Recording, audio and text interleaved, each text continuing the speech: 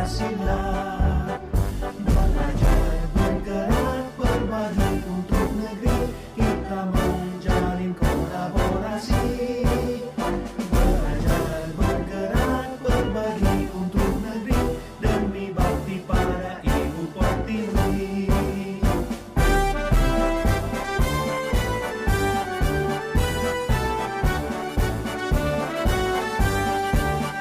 Bulatkan tekad, kuatkan hati, negeri ini memanggilmu kawan.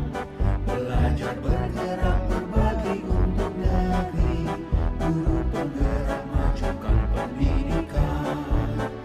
Guru penggerak menghamba pada murid, kreatif rancang pembelajaran. Hargai potensi, tingkatkan prestasi, lahirkan profil pelajar Pancasila. Belajar bergerak berbagi untuk negeri, kita menjalin kolaborasi. Belajar bergerak berbagi untuk negeri, demi bakti pada Ibu Pertiwi. Belajar bergerak berbagi untuk negeri, kita menjalin kolaborasi. Belajar bergerak berbagi untuk negeri, demi bakti pada Ibu Pertiwi. Demi bakti pada Ibu Pertiwi.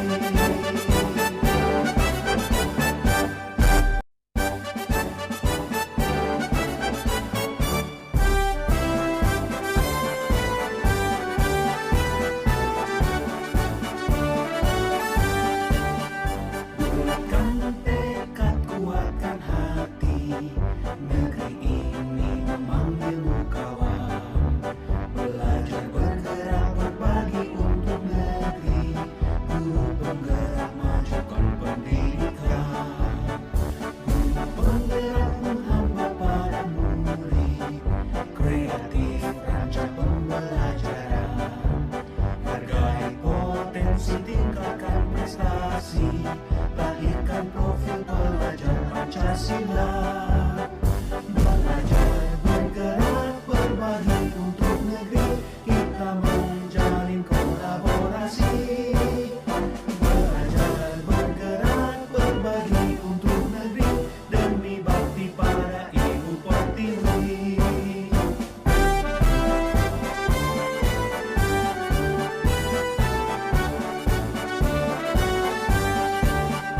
Bulatkan tekad.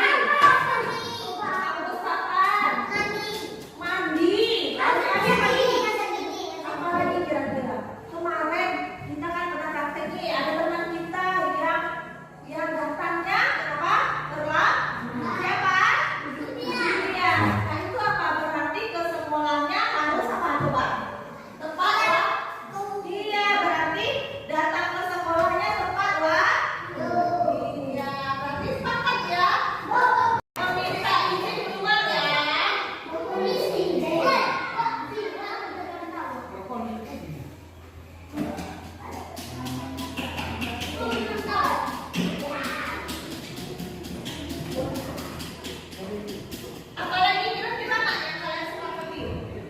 Biar kelas kita ini tertib, rapi, semuanya disiplin anak-anak ibu. Apalagi kira-kira? Apa? Apalagi kira-kira? Tadi kalau mandi pergi sekolah. Kalau sikat gigi nanti masuknya ke sini ya. Datang ke sekolah aku jadi sebelum berarti kalian udah mandi. Oh, tidak boleh menyemut, itu masuk tertib aja ya. Tertib berarti tidak boleh menyobek-nyobek kertas yang sudah ada.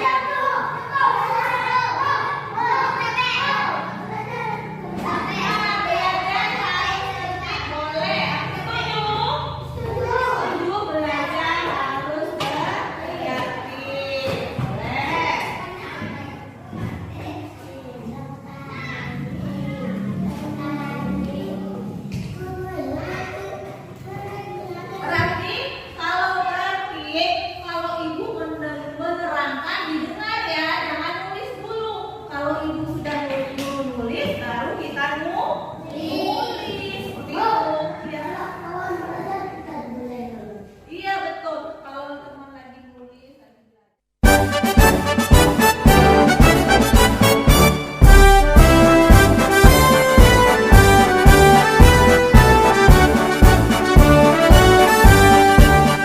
Bulatkan tekad, kuatkan hati. Negeri ini memanggilmu kawan. Belajar bergerak berbagi untuk negeri. Guru penggerak majukan pendidikan. Guru penggerak. Assalamualaikum warahmatullahi wabarakatuh. Yang saya hormati Kepala Sekolah dan Bapak Ibu Guru SD 86 Timbolasi serta penjaga sekolah. Alhamdulillah hari ini, alhamdulillahirabbil alamin, atas berkat Allah Subhanahu wa taala, hari ini kita dapat berkumpul di ruangan ini, di ruangan guru SD 86 Timbolasi dalam acara sosialisasi budaya positif. Untuk susunan acara hari ini, acara pertama yaitu pembukaan, acara kedua sambutan kepala sekolah, acara ketiga penyampaian materi, acara keempat doa, dan acara kelima penutup. Untuk memperlancar kegiatan hari ini, marilah kita bersama-sama membaca basmalah. Bismillahirrahmanirrahim. Selanjutnya acara yang kedua yaitu kata sambutan dari kepala sekolah. Alhamdulillahirabbil alamin, wassalatu wassalamu ala asyrofil mursalin wa ala alihi rasulillah ajmain, amma ba'du. Yang kami hormati Bapak Ibu Guru SD 86 Timbolasi yang sempat hadir pada kesempatan ini. Puji syukur bagi kebanyakan hanya Allah Subhanahu wa taala atas limpahan rahmat dan karunia-Nya. Pada pagi hari ini kita telah dapat berkumpul di ruangan kantor SD 86 Timbolasi, yaitu dalam rangka sosialisasi budaya positif. Kemudian selawat dan salam tidaklah bosan-bosan kita kirimkan kepada Rasulullah alam yang lebih besar, Muhammad Rasulullah SAW.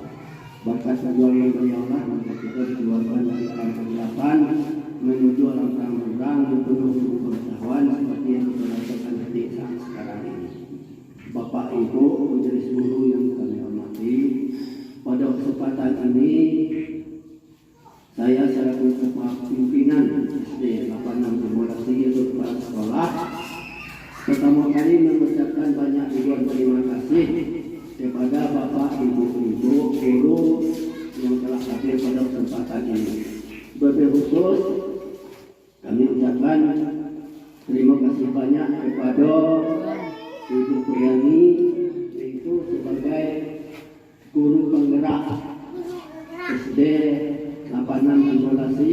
Jadi pada pagi hari ini Ibu akan mensosialisasikan yaitu yaitu budaya positif. Maka dengan itu marilah kita dengar arahan dan apa yang disampaikan oleh Ibu Briani nanti. Kami selaku pimpinan sangat berbangga sekali karena SD 86 Timbolasi sudah ada guru penggerak, yaitu Kecamatan Batitido ini cuma SD Timbolasi yang dapat itu sebagai guru penggerak. Itu kita sangat berbangga sekali. Maka dengan itu semua majelis guru, marilah kita bekerja sama. Program-program yang telah disampaikan nanti oleh Ibu Briani, mari kita dukung bersama. Tanpa persatuan dan kesatuan kita bersama, kegiatan ini tidak bisa berjalan. Maka dengan itu kami berharap kepada Bapak Ibu Majelis Guru, marilah kita bekerja sama dalam meningkatkan mutu pendidikan khusus SD 86 Timbolasi dan umumnya Kecamatan Batiti Gaulo. Cuma itu yang dapat kami sampaikan pada kesempatan ini. Lebih kurang marilah saya maaf. Wabillahi taufiq wal hidayah. Assalamualaikum warahmatullahi wabarakatuh. Saya ucapkan terima kasih kepada Bapak Kepala Sekolah. Acara selanjutnya yaitu materi yang akan disampaikan oleh Ibu Apriani. Kepada Ibu. Assalamualaikum warahmatullahi wabarakatuh. Yang saya hormati Kepala SD Negeri 086/2 Timbolasi. Yang saya hormati Bapak Ibu Guru SD 86 Timbolasi yang telah hadir pada hari ini. Puji syukur kita panjatkan kehadiran Allah Subhanahu wa taala atas limpahan rahmat dan karunia-Nya sehingga pada pagi hari ini kita dapat berkumpul bersama dalam kegiatan sosialisasi budaya positif. Salawat dan salam tak lupa pula kita haturkan kepada junjungan kita Nabi besar Muhammad Sallallahu Alaihi Wasallam dengan ucapan Allahumma sholli ala Sayyidina Muhammad wa ala ali Sayyidina Muhammad. Bapak dan Ibu guru yang saya hormati, saya ucapkan terima kasih untuk kesempatan yang telah diberikan kepada saya sehingga saya dapat menyampaikan materi yang kebetulan yang sudah saya dapatkan di pelatihan guru penggerak Angkatan 5 Kabupaten Bimo. Materi ini memang merupakan aksi nyata dari modul 1.4 yang sudah menjalani, yaitu mengenai budaya positif. Nah, tugas dari modul tersebut kami akan harus mensosialisasikan kegiatan tersebut kepada Bapak dan Ibu guru yang ada di sekolah. Karena apa? Karena budaya positif ini akan sangat bermanfaat sekali nantinya bagi kita di lingkungan sekolah kita. Bapak dan Ibu yang saya banggakan, adapun latar belakang kegiatan kali ini adalah nanti seorang guru memiliki peran untuk membangun serta mewujudkan budaya positif di sekolah. Budaya positif merupakan perwujudan dari nilai-nilai kebajikan universal, disiplin positif yang merupakan unsur utama dari terwujudnya budaya positif. Nah, penerapan budaya positif ini mungkin sudah kita terapkan di sekolah, akan tetapi mungkin belum maksimal karena masih ada guru yang memberi hukuman kepada murid. Sebaiknya guru berada di posisi kontrol sebagai manajer sehingga nantinya diharapkan murid memiliki motivasi intrinsik dalam dirinya sebagai langkah awal dalam menerapkan serta membiasakan budaya positif di lingkungan sekolah. Sehingga diharapkan akan tumbuh karakter baik di dalam diri murid kita sehingga akan terwujud profil pelajar Pancasila. Adapun tujuan kegiatan budaya positif adalah untuk menumbuhkan budaya positif di lingkungan sekolah dengan meyakini nilai-nilai universal, nilai-nilai kebajikan universal, dan terciptanya suasana belajar yang berpihak pada murid. Serta kita membiasakan untuk melibatkan murid dalam menyelesaikan masalah dan membuat kesepakatan kelas. Dan tujuan selanjutnya adalah untuk menumbuhkan karakter baik dalam diri murid. Serta yang terakhir akan terwujudnya profil pelajar Pancasila seperti yang kita harapkan Bapak Ibu guru. Nah, adapun tolak ukurnya adalah guru mampu menerapkan segitiga restitusi dalam menyikapi perilaku murid yang tidak baik. Murid mampu menjalankan kesepakatan kelas yang telah disepakati dan siap menerima konsekuensi jika melanggar kesepakatan. Dan tolak ukur yang terakhir yaitu akan tercipta lingkungan sekolah yang aman dan nyaman bagi murid untuk belajar. Nah, dukungan apa saja yang kita butuhkan untuk kegiatan budaya positif ini? Tentu dukungan dari seluruh warga sekolah, dari kepala sekolah, serta bapak ibu guru semua, bahkan dari wali murid dan murid siswa kita sendiri. Kenapa kita butuh dukungan dari wali murid? Karena kita membutuhkan baik wali murid untuk membantu mengawasi kegiatan murid di rumah dalam menerapkan budaya positif. Karena siswa kita kalau sudah di rumah mungkin tidak kita lagi mengawasi ya Bapak Ibu guru, tetapi sudah menjadi tanggung jawab dari orang tuanya. Makanya kita bekerja sama kepada orang tuanya untuk meminta mereka mengawasi kegiatan anak-anaknya untuk menerapkan budaya positif tersebut. Nah, sebenarnya apa itu budaya positif? Mungkin Bapak atau Ibu guru sudah pernah menggunakan kata budaya positif. Budaya itu merupakan nilai-nilai positif, itu sesuatu yang hal-hal yang baik. Nah, jadi budaya positif itu merupakan nilai-nilai dan keyakinan-keyakinan dan kebiasaan-kebiasaan di sekolah yang berpihak pada murid agar murid dapat berkembang menjadi pribadi yang kritis, penuh hormat dan bertanggung jawab. Seperti harapan kita semua ya Bapak Ibu, agar anak-anak kita menjadi pribadi yang kritis, hormat dan bertanggung jawab sesuai dengan profil pelajar Pancasila. Nah, Bapak dan Ibu guru sekalian, sebagai disiplin positif, saya meminta Bapak Ibu untuk mengepalkan tangannya, terserah mau tangan kanan atau tangan kiri. Seperti ini Bapak Ibu. Satu saja Pak. Satu saja. Nah, sekarang coba Bapak bayangkan di dalam kepalan tangan Bapak ini ada sesuatu yang berharga, yang sangat penting bagi kehidupan Bapak. Nah, jika ada seseorang yang merayu Bapak, membujuk Bapak atau Ibu sekalian untuk membuka tangan tersebut, apa yang akan Ibu lakukan? Apakah membukanya atau tetap bertahan menutupnya? Ya membuka Bu kalau disuruh. Kalau disuruh membuka. Ya, disuruh. Tapi itu sesuatu yang sangat penting bagi diri Bapak. Ya, penting diri Bapak. Ya, sangat penting bagi kehidupan Bapak.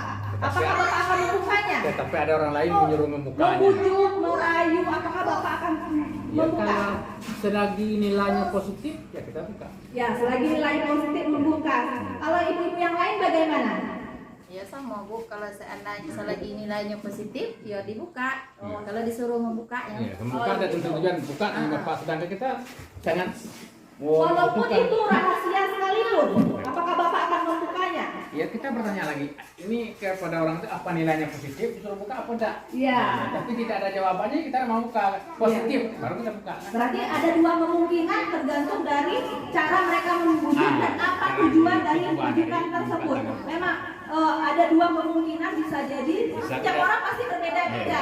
Mungkin ada yang bakal membuka, bakal ada yang mempertahankan. Karena dia merasa ini prinsip saya rahasia saya, tidak mungkin saya kasih tahu ke yang lain, ya kan? Tapi kalau kata Bapak tadi, tergantung kalau tujuannya positif, Mungkin baik dari yang mungkin baik untuk perkembangan, bisa jadi Bapak akan mau membuka tangan tersebut. Ya, itulah namanya posisi kontrol. Yang mengontrol kita itu adalah diri kita sendiri. Berarti kan Bapak Budi melakukan tersebut tanpa paksaan, gitu kan? Dia rela membuka tangannya tanpa paksaan karena dia yang mengontrol. Saya ingin membuka tangan tersebut karena ada tujuannya. Tapi misalnya Pak kepala sekolah tetap mengepalkan karena dia punya prinsip ini rahasia dan saya tidak ingin memberitahukan kepada siapapun. Berarti kan kontrol itu ada di dalam diri masing-masing. terlalu mempertahankan ego. Iya, akan tergantung orang, jawabannya akan beragam. Ada yang mempertahankan dan ada yang akan membuka kepala tangan tersebut. Terima kasih Bapak Ibu guru. Nah, di sini adalah teori kontrol tadi Bapak sebut. Nah, di sini ada William Glasser dalam kontrol teorinya yang kemudian berkembang menjadi choice theory, meluruskan beberapa miskonsepsi tentang makna kontrol. Ilusi guru mengontrol murid. Pada dasarnya kita tidak dapat memaksa murid untuk melakukan sesuatu, akan tetapi murid tersebut akan memilih untuk melakukannya karena walaupun guru tampaknya guru sedang mengontrol perilaku murid, padahal yang terjadi adalah murid sedang mengizinkan dirinya untuk dikontrol oleh guru tersebut. Nah, ilusi bahwa penguatan positif, efektif dan bermanfaat, dan ilusi bahwa kritik dan membuat orang merasa bersalah dapat menguatkan karakter. Ilusi bahwa orang dewasa memiliki hak untuk memaksa. Padahal orang dewasa akan menyadari bahwa perilaku dia memaksa tersebut tidak akan efektif untuk jangka panjang dan akan membuat hubungan menjadi tidak baik. Bapak Ibu dan yang saya hormati, budaya positif ini akan tumbuh jika di sekolah kita dibudayakan disiplin positif. Saya tidak mengatakan bahwa disiplin yang sudah kita terapkan selama ini negatif, tidak. Yang kita terapkan sudah baik. Cuman alangkah baiknya kalau kita perbaiki lagi dengan cara penerapan disiplin tanpa kekerasan dan ancaman efektif antara guru dan murid. Mungkin selama ini ya Bapak Ibu guru, kita sering agar murid mematuhi peraturan dengan ancaman atau hukuman. Misalnya Al-Farizi, kenapa kamu datang terlambat hari ini? Nah, coba hukumannya kamu ambil sampah, atau berdiri di depan kelas, atau berlari di lapangan 2 kali. Nah, itu yang biasa kita lakukan. Ataupun mungkin meminta murid itu membersihkan WC. Nah, sebenarnya hal itu harus kita rubah, bahwa hal tersebut untuk memahami konsekuensi perilaku mereka tersebut tidak perlu kita melakukan hukuman tersebut Bapak Ibu guru. Karena memang hal tersebut akan membekas di hati anak tersebut. Kenapa akan membekas? Sesuatu yang kita lakukan buruk pasti akan menimbulkan hal yang tidak baik efeknya ke depannya bagi anak murid kita nantinya Bapak Ibu sekalian. Jadi disiplin positif ini merupakan salah satu cara penerapan disiplin yang bertujuan menumbuhkan kesadaran serta memberdayakan murid tanpa sogokan, ancaman maupun hukuman. Jadi kita tidak perlu lagi mengancam murid kita ataupun memberi hukuman kepada murid kita, tapi kita melakukannya dengan hal yang positif.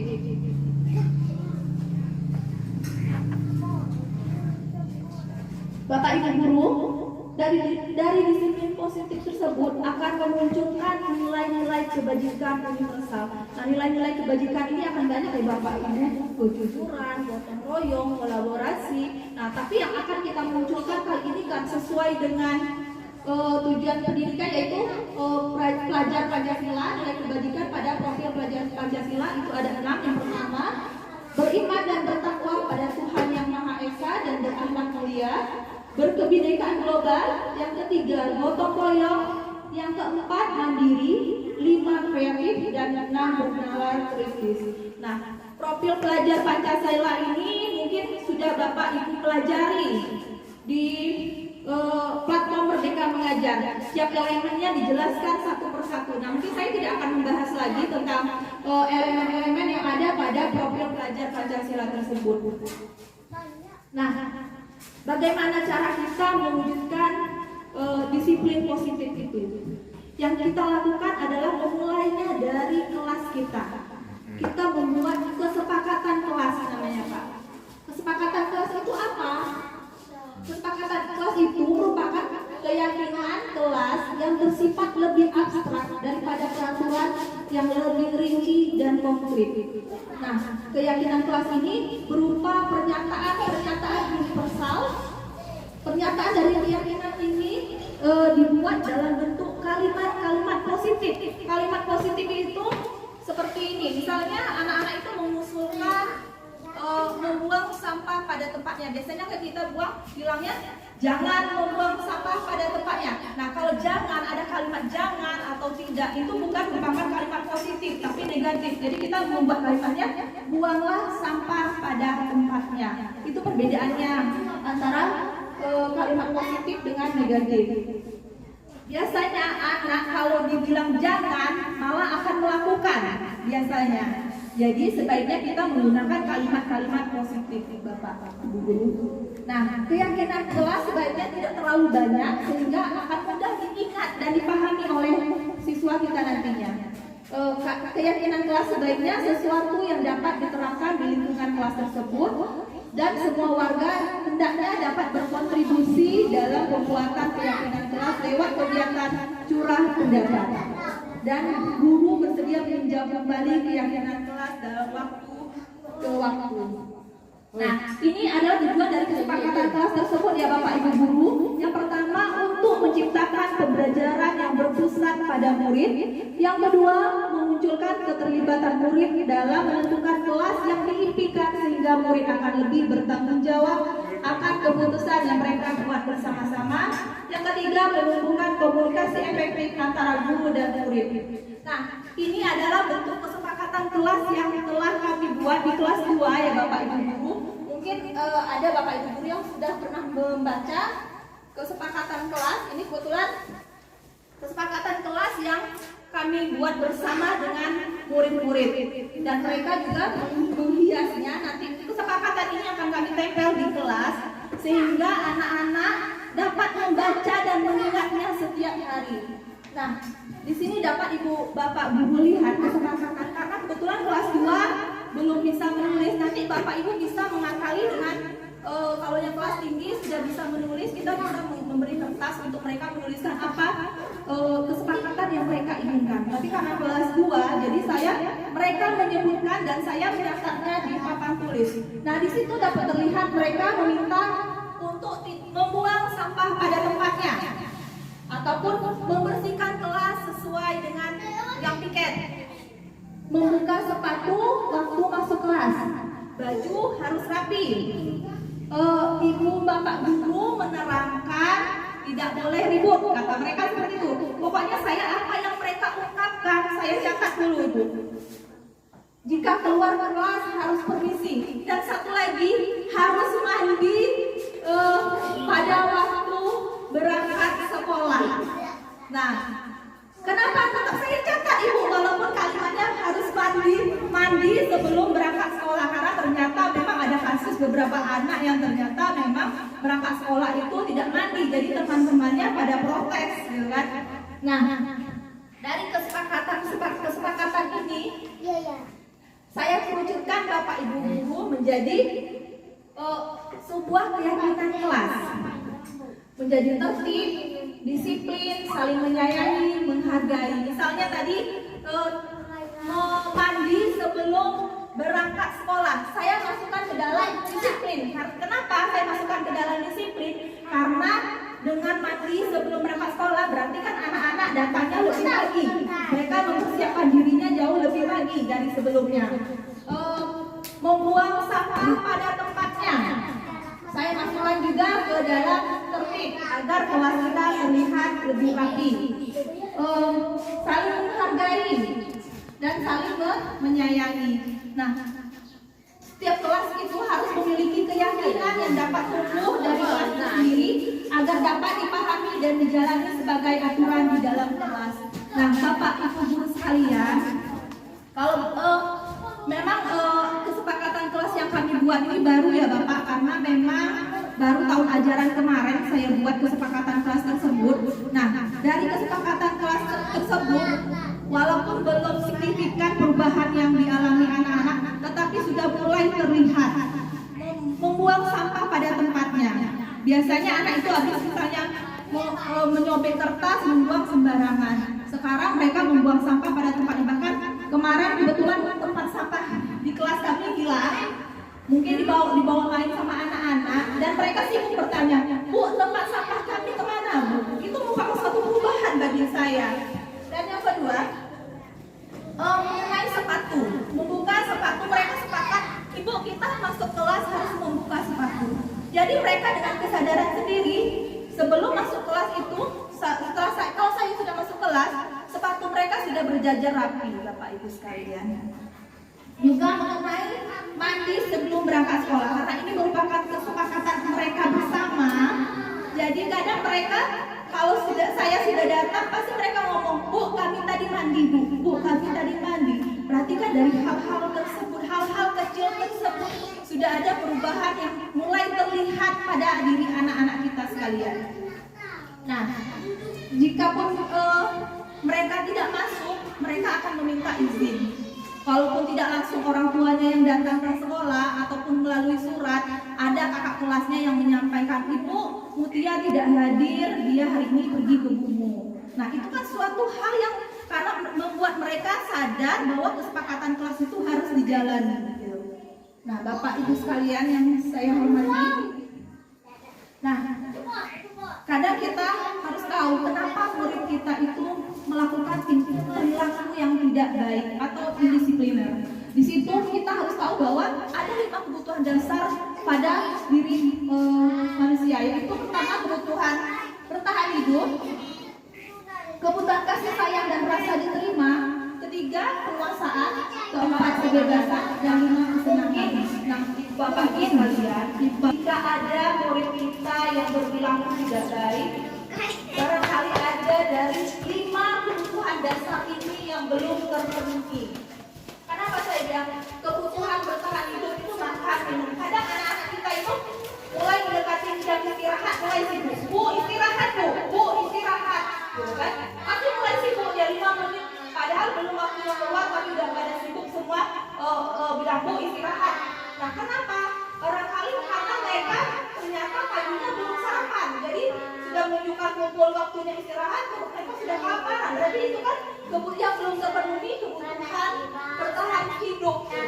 Jadi kita tidak bisa menyalahkan langsung, belum waktunya istirahat, sibuk nak minta istirahat. Tapi kita selidiki dulu apa penyebab dari perilaku tersebut, Bapak Ibu sekalian. Begitu juga dengan kasih sayang dan merasa diterima. Barangkali kadang anak-anak kita ini kurang mendapat perhatian dari orang tuanya di rumah, dan kadang mereka usil di sekolah itu untuk mencari perhatian dari teman-temannya, bahkan dari bapak guru sekalian. Penguasaan, kebutuhan pengakuan atas kemampuannya. Terkadang anak itu butuh pengakuan atas kemampuannya. Kebebasan, kebutuhan akan pilihan, dan yang kesenangan itu kebutuhan untuk merasa disenangi. Kenapa kesenangan? Terkadang anak-anak ini merasa bosan dengan materi yang kita ajarkan ataupun media yang kita gunakan, Bapak Ibu sekalian. Kenapa? Mungkin pembelajaran yang kita berikan tidak menarik, atau mungkin dia tidak menyukai pelajaran matematika. Bisa jadi itu yang menyebabkan dia ribut di dalam kelas, gitu, Bapak Ibu sekalian. Nah, semua orang senantiasa berusaha untuk memenuhi kebutuhannya dengan berbagai cara. Bila mereka tidak bisa mendapatkan kebutuhannya dengan cara yang positif, maka mereka bisa melanggar peraturan atau melakukan hal-hal yang tidak sesuai dengan nilai-nilai kebaikan. Hal itulah yang kita hindari, ya Bapak Ibu sekalian. Nah, untuk itu kita sebagai guru harus mengetahui posisi kontrol kita. Di sini guru ada mempunyai 5 posisi kontrol, yaitu sebagai penghukum, pembuat merasa bersalah, sebagai teman, memantau, serta sebagai manajer. Nah, sebagai penghukum ini mungkin tadi sudah saya ceritakan, ya Bapak Ibu. Misalnya tadi ada anak yang terlambat, kita manggil dia. Kenapa kamu terlambat? Nah, kali lapangan 2 kali atau buang sampah, bersihkan WC, itu kita sebagai penghukum. Atau membuat rasa bersalah, guru ini biasanya akan menggunakan keheningan yang membuat orang lain bersalah. Misalnya contohnya seperti ini, Bapak Ibu. Kemudian tadi kenapa terlambat? Kemudian kasihan ya kok mamanya datang terlambat terus, gitu kan? Nah, itu namanya rasa membuat bersalah. Mama ulah capek-capek cari duit, tapi kamu datang ke sekolah terlambat. Nah, itu guru berada dalam posisi kontrol sebagai pembuat masalah. Nah, yang ketiga, posisi kontrol sebagai teman. Guru di sini menggunakan hubungan baik dan humor untuk mempengaruhi seseorang. Nah, sebagai sebagai pemantau berarti kita mengawasi. Pada saat kita mengawasi, kita bertanggung jawab atas perilaku orang-orang yang kita awasi tersebut, Bapak Ibu sekalian. Nah, yang terakhir sebagai manajer, guru sebaiknya berada di posisi kontrol sebagai manajer, di mana di posisi ini murid dapat menjadi pribadi yang mandiri, merdeka, bertanggung jawab atas perilaku dan sikapnya yang pada akhirnya dapat menciptakan lingkungan yang positif, nyaman, dan nah, nanti diharapkan Bapak Ibu semua dapat mengambil menentukan posisi kontrol yang tepat untuk kita ya Bapak Ibu ya, mengatasi perilaku anak-anak kita yang tidak baik tersebut. Kita harus tahu posisi mana yang pantas kita terapkan untuk mengatasi anak-anak yang berperilaku yang baik. Nah, yang kita lakukan adalah dengan segitiga restitusi Bapak Ibu. Segitiga restitusi ini merupakan menciptakan kondisi baik bagi murid untuk memperbaiki kesalahan mereka sehingga mereka bisa kembali pada kelompok mereka dengan karakter yang lebih kuat. Restitusi membantu murid untuk jujur pada diri sendiri dan mengevaluasi dampak dari kesalahan yang dilakukan. Restitusi memberikan penawaran bukan suatu paksaan. Nah, ini adalah segitiga restitusi. Adapun tahapannya, yang pertama itu kita akan menstabilkan identitas anak, validasi tindakan yang salah, dan menanyakan keyakinan. Menanyakan keyakinan itu keyakinan yang sudah kita buat tadi, yang kesepakatan kelas tadi, Bapak Ibu. Nah, di sini saya akan menjelaskan satu-satu tentang menstabilkan identitas. Di sini menstabilkan identitas adalah berbuat salah itu tidak apa-apa ya nak, akan tetapi alangkah baiknya, ya kan? Nah, seperti kalimat seperti itu. Atau tidak ada manusia yang sempurna, semua pernah melakukan kesalahan. Nah, kita bisa menyelesaikan ini. Bapak Ibu tidak tertarik mencari siapa yang salah, tapi Bapak Ibu ingin mencari solusi dari permasalahan ini. Ini kalimat yang tepat untuk menstabilkan identitas anak tersebut. Apakah kamu sudah menjadi teman yang baik bagi dirimu sendiri? Nah, untuk validasi tindakan yang salah, yang kita lakukan adalah mengatakan padahal kamu bisa melakukan yang lebih buruk dari ini ya, atau kamu pasti punya alasan untuk melakukan hal itu. Kamu patut bangga pada dirimu sendiri karena telah melindungi sesuatu yang penting bagi dirimu. Kamu boleh mempertahankan sikap itu, tapi kamu harus menambah sikap yang baik. Dan yang ketiga, langkah ketiga dari segitiga restitusi ini adalah menanyakan keyakinan. Nah, apa yang kamu percayai di kelas? Atau apa nilai-nilai umum yang telah disepakati di kelas tadi? Apa bayangan kita tentang kelas ideal? Kamu mau menjadi apa? Orang seperti apa nantinya? Nah, di sini akan saya tampilkan video tentang segitiga restitusi, Bapak Ibu sekalian. Pada saat kami memulai jam pelajaran, ada seorang murid yang bernama Mutia datang terlambat. Dia mengetuk pintu, terus saya mempersilahkan dia duduk terlebih dahulu, Bapak Ibu guru. Kenapa saya mempersilahkan dia duduk bukannya menghukum? Karena jika kita menghukumnya, tentu anak itu akan ketinggalan pelajaran, sedangkan dia sudah terlambat datang ke sekolah. Nah, yang saya lakukan adalah melakukan segitiga restitusi. Yang pertama adalah menstabilkan identitas anak tersebut. Nah, saya menanyakan kepada dia kenapa dia terlambat, gitu kan? Nah, kira-kira apa yang menyebabkan dia terlambat? Ternyata anak ini suka menonton. Dia menonton televisi itu sampai malam. Kalau nggak salah dia bilang film jadid gitu. Saya juga tidak tahu ya Bapak Ibu film-film apa tersebut. Nah, dia bilang dia keasikan nonton film sampai larut malam. Nah, jadi saya mengatakan saya tidak menyalahkan, semua orang juga pernah datang terlambat, termasuk saya, termasuk ibu pernah datang terlambat. Tetapi alangkah baiknya jika dia tidak datang terlalu lambat. Nah, validasi tindakan yang salah yang saya lakukan adalah dengan mengatakan kepada Mutia ini kira-kira apa yang bisa dia lakukan agar besok tidak datang terlambat lagi. Nah, anak ini menjawab kalau dia tidak nonton sampai malam, atau nah selain itu apalagi yang bisa dilakukan? Dia bilang dia minta mamanya membangunkan dia lebih pagi dari biasanya.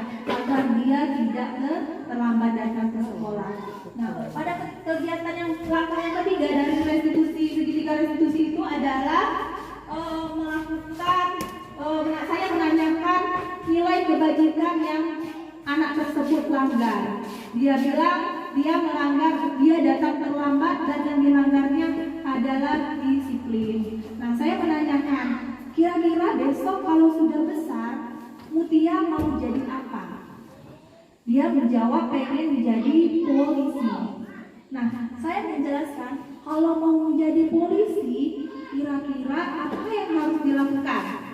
Nah, dengan kepolosannya mereka menjawab rata-rata belajar Bu, harus pintar Bu.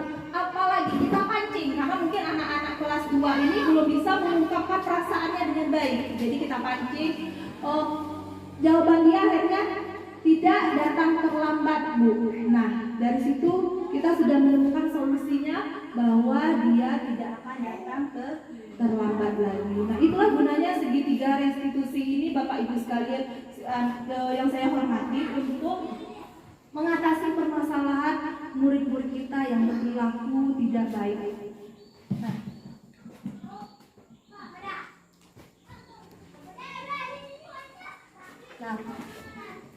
Nah, disiplin positif itu merupakan pendekatan mendidik murid untuk melakukan kontrol diri dan pembentukan kepercayaan diri. Disiplin diri dapat membuat seorang menggali potensinya menuju kepada sebuah tujuan, sesuatu yang dihargai dan bermakna.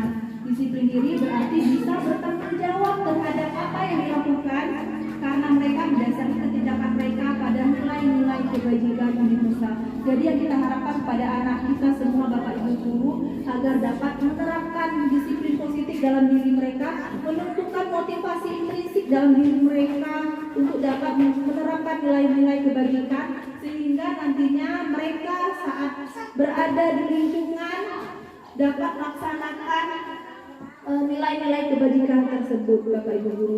Nah, demikianlah yang dapat saya sampaikan. Saya kembalikan kepada moderator. Terima kasih Bapak Ibu. Terima kasih atas penyampaiannya. Acara selanjutnya yaitu tanya jawab. Saya persilahkan kepada Bapak Ibu guru untuk bertanya. Di sini saya ingin bertanya kepada Ibu. Selama ini tanpa kita sadari pernah melakukan segitiga restitusi, akan tetapi mungkin belum sesuai dengan langkah-langkah, karena kita biasanya mencari sendiri solusi dari permasalahan murid. Yang ingin saya tanyakan, jika ada anak yang melanggar aturan, dan apakah itu saja?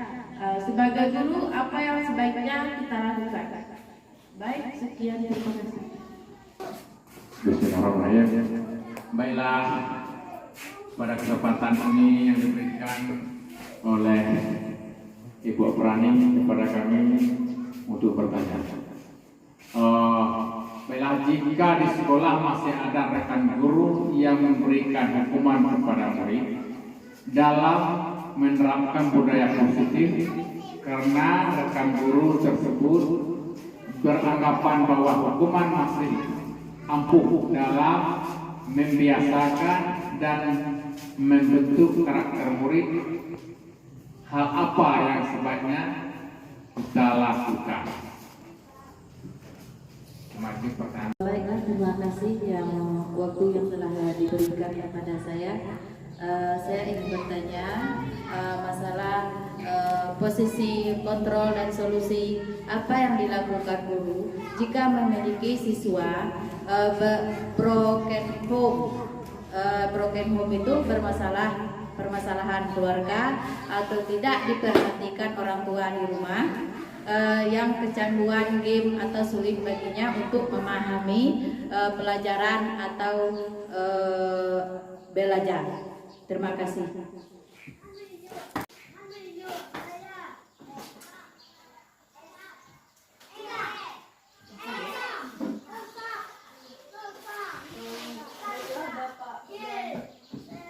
Baiklah Bapak dan Ibu guru, mungkin langsung saja ya untuk mempersingkat waktu. Di situ tadi ada 3 pertanyaan dari Bu Hartini. Jika ada, mungkin kita semua memang sudah pernah melakukan segitiga restitusi, cuma kita baru menyadari, oh ternyata itu namanya segitiga restitusi. Mungkin kita biasa kan memanggil murid terus menanyakan kenapa dia berbuat salah hari ini, tapi kita tidak menyadari bahwa itu ternyata sudah pernah saya lakukan hal yang seperti itu. Nah, memang benar. Sedangkan murid yang melakukan kesalahannya itu lagi, ya kan? Tidak berganti. Yang terlambat dia lagi, yang bajunya dikeluari dia lagi. Apa yang harus kita lakukan? Ya, memang kita harus memanggil. Apalagi jika kita sudah melakukan restitusi, sudah memanggil siswa, menanyakan validasi, terus menanyakan keyakinan, tapi ternyata anak-anak tersebut tidak berubah, masih juga melakukan kesalahan yang sama. Nah, yang kita lakukan adalah antara bapak dan ibu guru perlunya adanya kolaborasi antara guru yang ada di sini.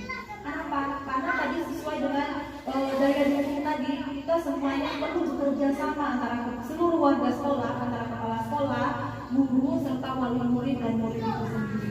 Jadi jika murid tersebut tidak ada perubahan dan masih melanggar aturan yang sudah kita sepakati, kita perlu bekerja sama dengan guru untuk menanyakan kira-kira mencari solusi kira-kira apa yang sebaiknya kita lakukan.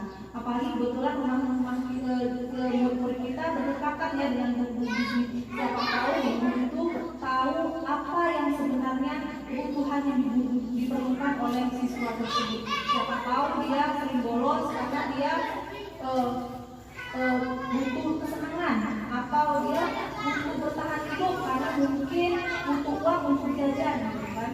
Nah, kita harus tahu kebutuhan dasar apa yang ada yang dibutuhkan oleh siswa tersebut. Nah, Bapak Ibu guru sekalian, kalau masih juga belum ada perubahan yang dilakukan oleh siswa tersebut, tindakan kita selanjutnya adalah memanggil orang tua murid tersebut, memanggil memintanya untuk memberitahukan kepada anak tersebut bahwa kelakuannya di sekolah seperti ini.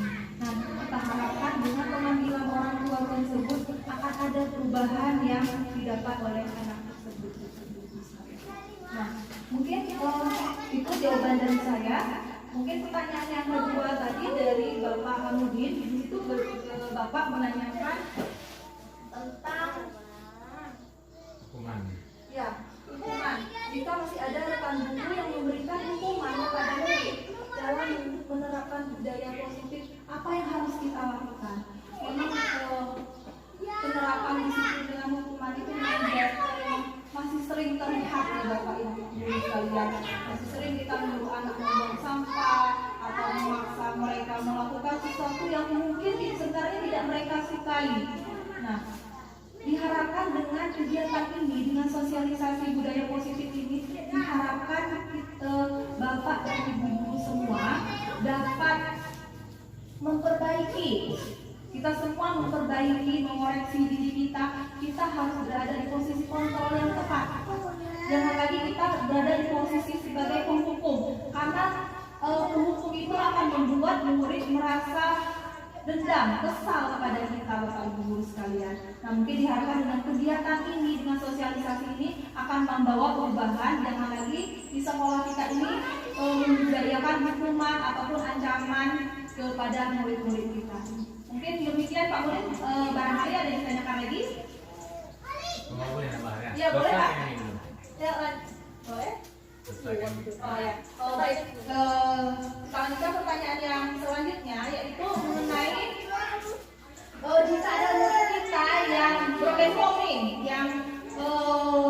yang kurang perhatian dari orang tua, atau broken home itu mungkin ada perceraian dari orang tua, sehingga dia hanya tidak diperhatikan dan dia kecanduan main game, sehingga akan sulit untuk karena kasihkan main game itu, sehingga dia kesulitan untuk memahami pelajaran. Kita harus mengetahui dulu Ibu, posisi kontrol kita sebagai apa. Kita tidak mesti harus menjadi seorang manajer, tapi kita bisa menjadi posisi kontrol sebagai teman, ataupun nanti kita sebagai pemantau. Karena kalau sebagai teman, mungkin kita harus tahu dulu kenapa, mungkin kita sudah tahu ya permasalahan anak ini, kenapa dia sering berlaku tidak melanggar aturan yang ada di sekolah. Karena mungkin dia kurang kasih sayang dari orang tuanya, karena akibat broken home tersebut, karena perceraian tersebut, bisa jadi dia merasa kurang kasih sayang yang didapatinya dari orang tua. Makanya dia mengalihkan perhatiannya dengan bermain game sehingga dia keasikan dan tidak belajar. Jadi kita bisa menjadi temannya dengan memberi nasihat, memberi masukan, dan memberikan kasih sayang yang mungkin tidak didapatkannya dari orang tuanya, Bapak Ibu sekalian. Nah, untuk itu kita diharapkan nantinya kita juga tetap memantau anak tersebut dengan bertanya dengan teman-temannya ataupun guru yang kebetulan rumahnya berdekatan dengan siswa tersebut. Kita bisa memantau dengan bertanya perkembangan anak tersebut ataupun kita bertanya kepada guru mata pelajarannya. Karena kalau mungkin dengan guru kelasnya dia perilakunya seperti ini, siapa tahu dengan guru penjas ataupun dengan guru agama perilaku anak tersebut akan berbeda. Jadi kita harapkan dengan memposisikan posisi kontrol yang tepat, kita harapkan anak ini akan mengalami perubahan arah yang lebih baik. Terima kasih, mungkin jawaban saya seperti itu. Kami tidak. Boleh. Langsung. Assalamualaikum warahmatullahi wabarakatuh. Di sini saya sedikit pertanyaan Ibu ya. Tadi Ibu bilang kita tidak boleh menghakimi anak kan, baik berupa membuang sampah ataupun membersihkan WC ya. Tetapi saya dulu pernah berpikir kelantingan ya. Itu ada salah satu teman bertanya, memang tidak boleh ya menghukum anak, tetapi menghukum anak tidak boleh menghukum anak menyakiti jasmaninya, tetapi boleh menghukum anak misalnya membuang sampah. Ketika membuang sampah kan, membuang sampah apakah push up boleh, apa membersihkan kelas, pokok tidak menyakiti jasmaninya. Selanjutnya Bu, nah, kalau kita perhatikan anak sekarang dengan zaman dahulu, kalau saya masih sekolah dulu itu roll Bu ya, roll panjang itu ke badan. Tetapi apa yang kita lakukan sekali itu cuma itu, kurang dari kita. Kembali ke zaman sekarang, tidak boleh menghukum anak. Anak itu merajalela Bu. Ya, kita tegur yang baik. Pak Budi tidak ada tidak. Nah, sekadar mulut ya, kan tuh. Tetapi kita lakukan misal satu kali negor, dua kali negor, tarik. Sekali itu dia berbuat, bisa lagi berbuat. Kenapa? Kita tarik kupingnya. Kita ada batasnya Bu ya. Menghukum anak ada batasnya. Mungkin kita tarik telinganya sampai merah, rusuknya sampai merah. Tidak ada batasnya. Cuma satu kali. Besok anak itu sudah tidak mau lagi berbuat. Tapi kalau yang negor yang baik-baik, yang dijatuhkan Pak Budi dari malah tidak. Jadi kita mana tuh ukurnya yang paling baik negor anak. Supaya kamu tahu kan dari zaman dulu kan kayak gitu menghukumkan. Nah, saya pernah berhenti sekolah tuh kelas 4 kalau salah, berhenti sekolah gara-gara saya hukum. Nah, memang bilang kata Ibu itu trauma ya. Tetapi setelah itu saya tidak mau berubah lagi, pindah saya sekolah dari muda-mudi tidak sampai dia. Saya tidak mau berubah sekolah lagi. Cuma memang trauma ingat terus sampai itu kan. Sampai sekarang saya masih ingat, guru pun masih ingat orangnya kan.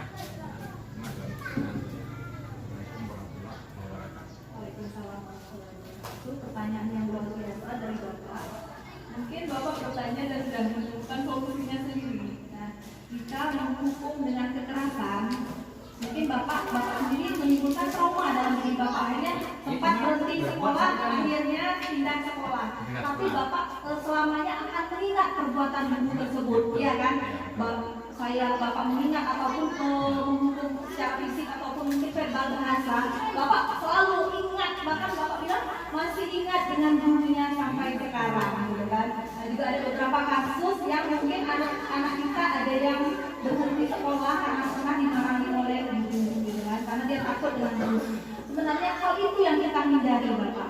Makanya kita beralih kepada disiplin positif tersebut. Hal itu yang kita hindari untuk menghilangkan trauma pada anak-anak, gitu kan? Agar mereka tidak mengingat hal-hal yang buruk yang pernah mereka lakukan. dilakukan gitu kan. Nah memang hal tersebut seperti saya juga pernah mengalami hal yang seperti Bapak alami, karena mungkin zaman kita sekolah tidak jauh berbeda ya Bapak. Jadi saya juga pernah dihukum tanpa guru itu bertanya alasan saya kenapa. Padahal saya membuat PR hari itu, tapi saya dulu berdiri di depan kelas gitu kan. Tapi buku saya ketinggalan. Nah hal itu membuat saya ingat, dan terus terang saya setiap pelajaran Bapak tersebut agak kesal dan tidak menerima apa yang diajarkan beliau kan? Karena memang bawaan dan kesal tadi itulah yang membekas di dalam hati saya gitu kan. Nah makanya tadi saya bilang tadi Bapak, bagaimana cara yang tepat kita mendisiplinkan anak gitu kan. Kurang seperti itu pertanyaan, bagaimana yang tepat tanpa kekerasan, tanpa ancaman, karena sekali dua kali diomongin anak tidak jebol, tidak ada perubahan. Mungkin pertanyaan ini kembali kepada pertanyaan hati ini tadi ya Bapak ya. Lebih kurang sama pertanyaannya. Apa yang harus kita lakukan, sedangkan anak yang membuat salah juga itu lagi ya kan, anaknya itu terus gitu kan. Iya, sudah disebut. Nah itu mungkin jawaban saya lebih kurang sama. Kita harus melakukan untuk mengetahui dulu penyebabnya, apa yang menyebabkan anak tersebut melakukan pelanggaran tersebut Bapak. Nah jadi apa yang dilakukan, kebutuhan dasar apa yang diperlukan oleh anak tersebut. Misalnya dia pelajaran matematika yang melakukan pelanggaran tersebut, bisa jadi karena dia tidak menyukai matematika, bisa jadi karena dia materi yang kita ajarkan tidak menarik bagi dia. Ya, bisa jadi penyampaian kita yang membuat dia bosan dengan pembelajaran kita di kelas. Nah, itulah kembali kepada kita, bagaimana kita melakukan pembelajaran yang berpihak pada murid, melakukan pembelajaran yang menyenangkan murid, agar murid melakukan kegiatan pembelajaran yang menyenangkan. Mungkin tidak perlu lagi dengan hukuman fisik, karena seperti kata Bapak tadi, akan timbul trauma dalam diri anak jika kita melakukan kekerasan fisik tersebut. Makanya kita perlu pemanggilan, makanya tadi bilang tadi kita perlu kolaborasi antara bapak, kepala sekolah, rekan guru semua. Bagaimana caranya? Mungkin untuk mengetahui kebutuhan anak, kita bisa bertanya kepada guru, kira-kira anak ini kenapa? Apakah di rumah dia berperilaku seperti di sekolah? Berarti kalau tidak, ada yang menyebabkan dia melakukan hal tersebut di sekolah ini Bapak.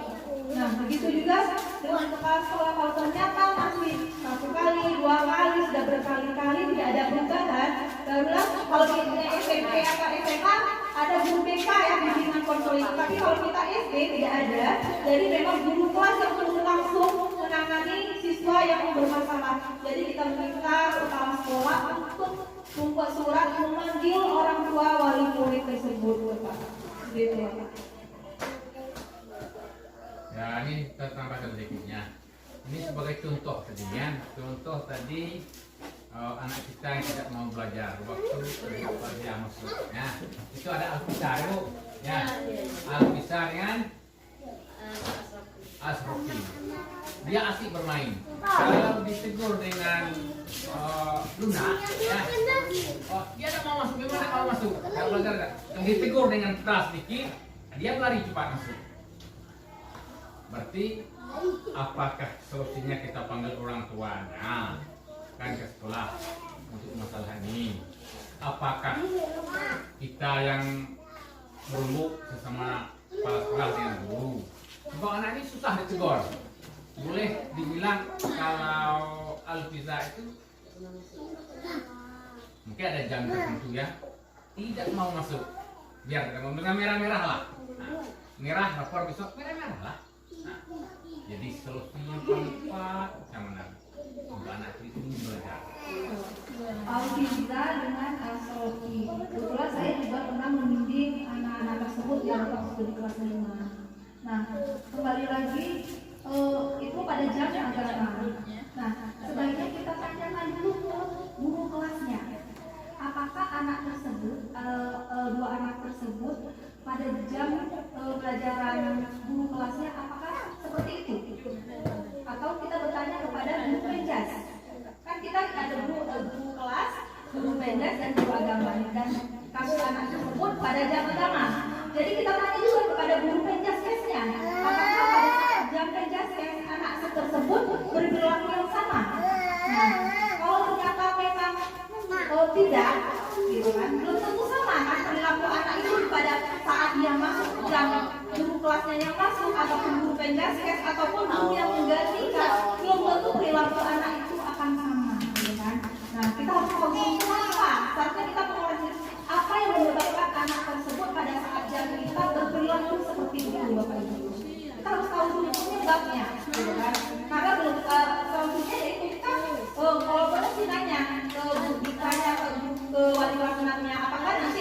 dua anak tersebut seperti itu pada saat yang Bu Rika atau pada saat jam meja Pak Hamudin gitu kan, apa anak tersebut seperti itu. Kalau tidak, bisa jadi yang seperti saya katakan tadi, anak itu mungkin tidak kurang menyukai pelajaran yang kita ajarkan, bisa jadi kan gitu Bapak.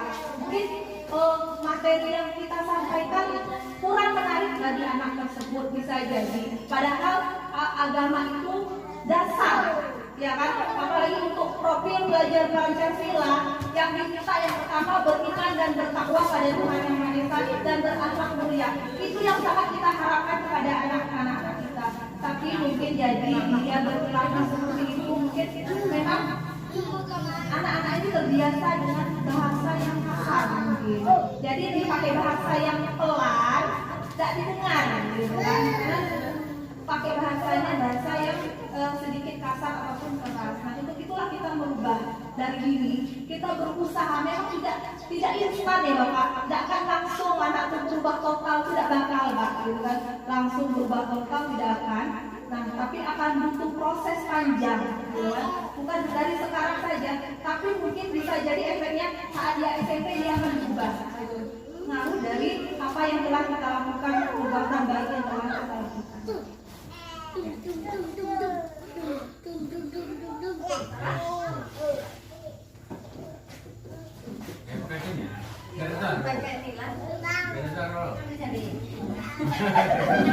Awak kepikiran dicapai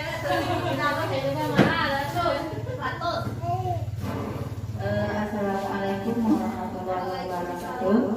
Saya ingin menanggapi pertanyaan dari Pak Hamudin tadi masalah siswa yang bernama Asrafi dengan Alpisa yang kelas 5, yaitu kebetulan kemarin itu saya pernah mengajar di lokal kelas 5 Bu ya, yaitu saya juga pernah memegang pelajaran agama.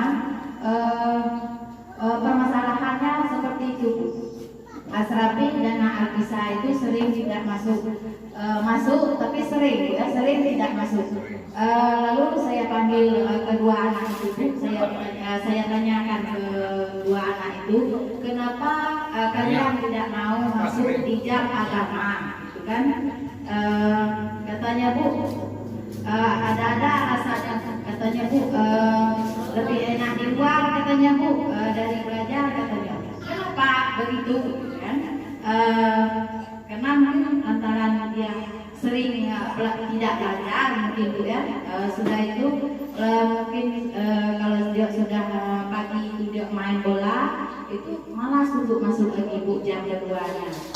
Sudah itu saya beri ancaman ini Bu, apabila kalian tidak mau masuk di jam agama sewaktu Ibu mengajar, kedua orang tua kalian saya panggil, gitu ya. Saya panggil, sudah itu saya tanyakan, saya akan tanyakan nanti kepada orang tua kalian, kenapa Asrafi ini dengan Alpisa ini tidak mau belajar di jam saya agama, gitu ya.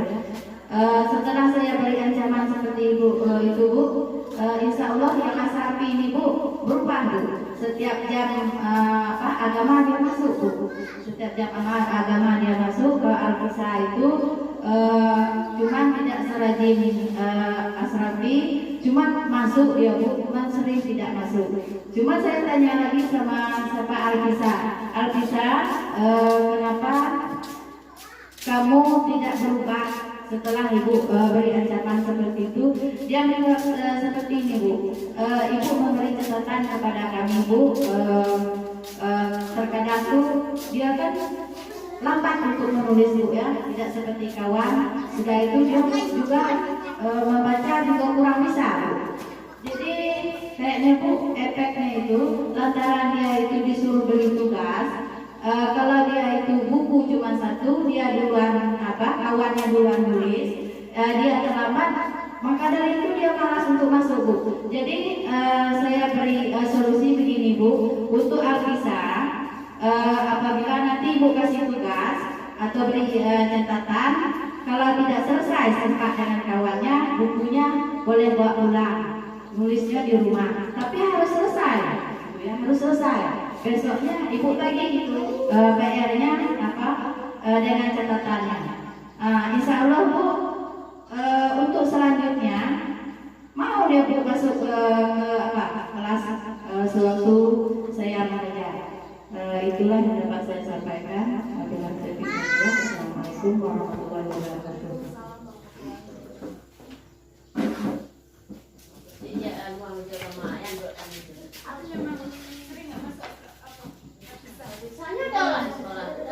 Iya, luar biasa ya. Yang Ibu Halimah lakukan itu sebenarnya segitiga restitusi. Nah, mungkin tanpa sadari Ibu telah melakukan segitiga restitusi tersebut ya, memvalidasi, memanggil murid yang bermasalah tersebut, 2 orang siswa tersebut. Kebetulan kelas 5 itu memang saya yang memegang waktu itu ya. Tapi pada saat jam saya anak-anak tersebut tidak pernah melakukan hal tersebut. Makanya tadi saya tanya, coba tanyakan dulu ke bu kelas ataupun ke bu penjaskes, apakah tindakan anak itu sama. Ternyata kan berbeda gitu kan. Nah, belum tentu di jam penjaskes dia melakukan hal tersebut. Nah, yang Ibu lakukan itu sudah sungguh luar biasa gitu kan, membawa perubahan pada anak Sofi akhirnya jadi rajin masuk, walau dan Alfiza akhirnya mengetahui permasalahan sebenarnya. Karena kenapa? Karena ternyata dia malas sering tidak masuk itu karena nulisnya sering terlambat. Dia ketinggalan karena memang membacanya belum lancar, jadi dia tertinggal dari teman-temannya. Mungkin teman-temannya sudah istirahat, dia belum selesai. Akhirnya dia kadang asal tulis, bahkan tidak menulis, temannya keluar, dia pun ikutkan keluar. Nah, yang Ibu lakukan sudah luar biasa menurut saya, memanggil siswa tersebut, memvalidasi anak-anak tersebut dan menanyakan. Tapi mungkin langkah selanjutnya yang belum, yaitu melakukan keyakinan, karena mungkin kelas-kelas kita saat ini belum membuat kesepakatan kelas, karena mungkin baru kelas 2 sama kelas 6 yang baru mulai. Nah, itu yang nanti yang kita tanyakan. Kira-kira perilaku mereka itu keyakinan apa yang mereka langgar. Ini kan berdasarkan kesepakatan, misalnya harus menyelesaikan pembelajaran, gitu kan? Harus membuat tugas atau menyelesaikan tugas, semua tugas harus dikumpulkan. Nah, itu harus kita buat kesepakatan dulu dengan anak-anak. Setiap jam pertama masuk, kita harus membuat kesepakatan dulu dengan anak-anak. Seperti guru agama membuat kesepakatan, hari ini kita sepakat belajar seperti apa. Kalau mereka bilang, Bu, kami pengen praktek sholat, ayo kita lakukan, kita ikutin maunya anak. Mereka sukanya seperti apa, gitu kan? Atau guru IPA, Bu, kami pengen belajar di luar, boleh, ayo kita belajar. Belajar tidak hanya harus di dalam kelas saja. Bagaimana mereka bisa melaksanakan pembelajaran yang menyenangkan, mengasihkan, yang membuat mereka bahagia. Itu yang kita butuhkan untuk keberpihakan kepada murid kita. Dan yang dilakukan sudah sangat luar biasa menurut saya. Terima kasih. Terima kasih kepada Bapak Ibu guru yang sudah bertanya dan masih bersedia dulu untuk mengikuti acara ini. Jadi dapat disimpulkan dari sosialisasi ini yaitu disiplin positif merupakan pendekatan mendidik murid untuk melakukan kontrol diri dan membentuk kepercayaan diri. Disiplin diri dapat membuat seseorang mengenali potensinya menuju kepada sebuah tujuan, sesuatu yang dihargai dan bermakna. Disiplin diri berarti mereka bisa bertanggung jawab terhadap apa yang dilakukannya karena mereka mendasarkan tindakan mereka pada nilai-nilai kebijakan universal. Acara selanjutnya yaitu doa yang akan dipimpin oleh Bapak Kepala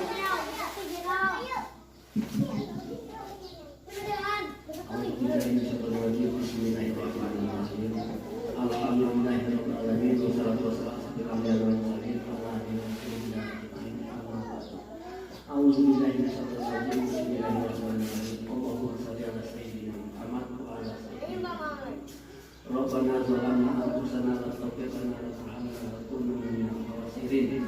Ya Allah ya Rahman ya Rahim ya Malik ya Qudus ya Salam ya Mu'min ya Aziz ya Salam ya Rabbal Alamin. Allahumma ya Allah ya Allah, ampunilah dosa kami ya Allah, ampunilah kesalahan-kesalahan kami ya Allah.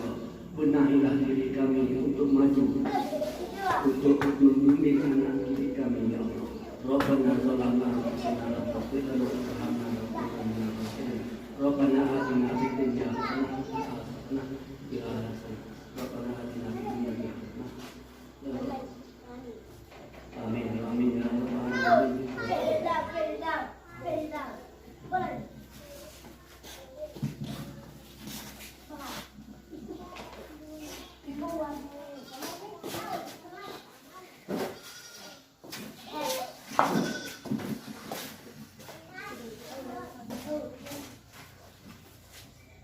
Alhamdulillahirrahmanirrahim. Acara kita sosialisasi budaya positif sudah berakhir dan berjalan dengan lancar. Untuk itu kita ucapkan alhamdulillahirabbil alamin. Saya sebagai moderator meminta maaf atas segala kata-kata yang saya kurang berkenan atau kata-kata saya akhiri. Wabillahi taufiq wal hidayah. Wassalamualaikum warahmatullahi wabarakatuh.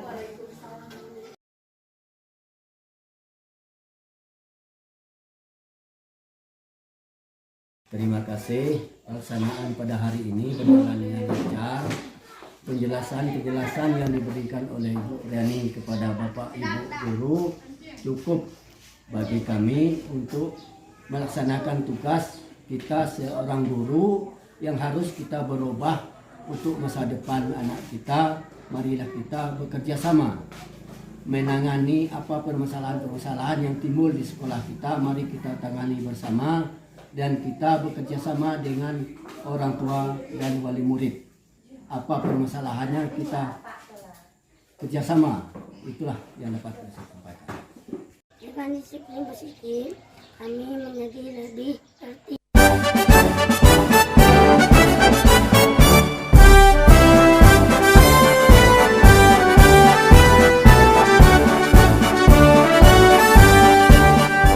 Bulatkan tekad, kuatkan hati, negeri ini memanggilmu kawan. Belajar bergerak berbagi untuk negeri, guru penggerak majukan pendidikan. Guru penggerak menghamba para murid, kreatif rancang pembelajaran. Hargai potensi, tingkatkan prestasi, lahirkan profil pelajar Pancasila. Belajar bergerak berbagi untuk negeri, kita menjalin kolaborasi.